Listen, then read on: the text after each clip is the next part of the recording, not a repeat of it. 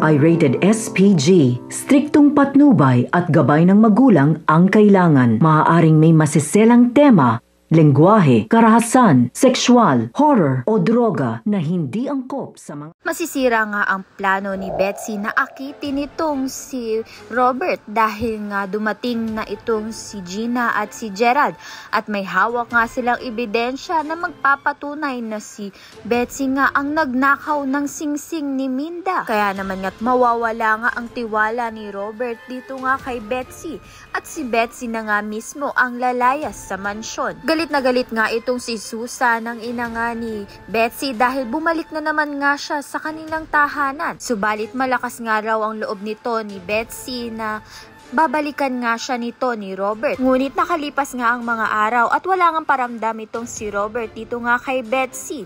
Nang pag-alis nga nito ni Betsy ay kapansin-pansin nga ni Gina at ni Gerald na malungkot ang kanilang ama na si Robert.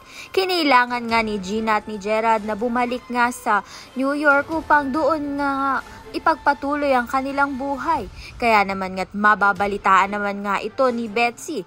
At gagawa nga sila ng paraan ni Susan upang makabalik nga si Betsy sa mansyon. At magkukunwari nga itong si Betsy na naaksidente. Kaya naman nga to the rescue itong si Robert sa kanila. Lingid sa kaalaman nito ni Robert ay pinaglalaruan na nga lang siya nito ni Betsy. Kaya naman nga't yan at iba pa ang dapat nating pakaabangan. Maraming salamat sa iyong panonood.